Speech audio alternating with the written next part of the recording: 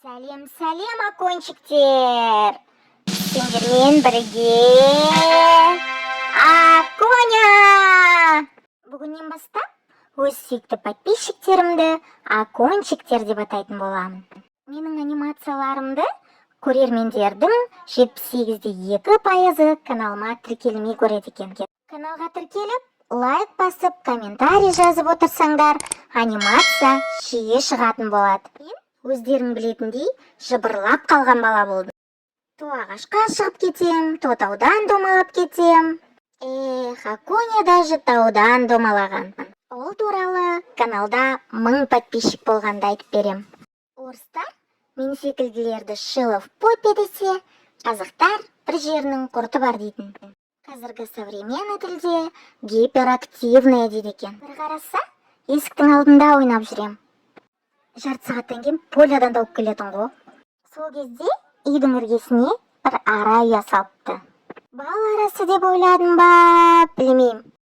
Ұясының жанында біраз тұрып, ағашпен бір ұрам ғой.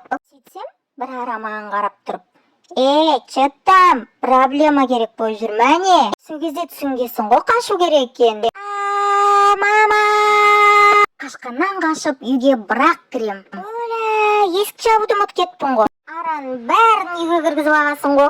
Аралар үйдегі маман талай бастады. Маман байқұс не в понятках.